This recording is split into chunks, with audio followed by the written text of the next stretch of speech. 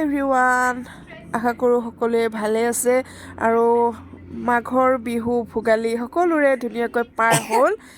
এইফালে ৰাতিপুৱাই খাবলৈ লৈছোঁ জলপান, মানে দৈ, চিৰা, মুড়ি আৰু লৈছোঁ গুৰ মিঠাই। দৈখিনি মোৰ গুৰ মিঠাইৰ লগত হ'লেহে আৰু ভাল লাগে। এইফালে সকলোখিনি খোৱা লোৱা শেষ কৰি বহি গৈছোঁ কলডিলটো কাটিবলৈ। আজি বহুত দিন পিছত কলডিলটো দেখি বৰকৈ খাবলৈ মন গ'ল। এইফালে কাটি বাছি ল'লোঁ যেনিবা।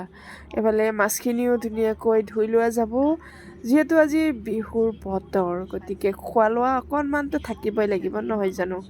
এইফালে মাছখিনি ধুনীয়াকৈ ফ্ৰাই কৰা হৈ আছে, লগতে বিলাহী বেহৰ এনেকৈ চব্জিখন বনোৱা যাব। আৰু আজি মই ফাৰ্ষ্ট টাইমৰ কাৰণে কলডিল বনাবলৈ লৈছোঁ। কেনেকুৱা বা হ'ব সেইটোতো মই একদমেই জনা নাছিলোঁ।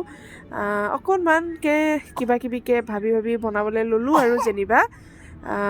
এফালে কলডিলখিনি অকণমান সিজাই লৈছিলোঁ দেই।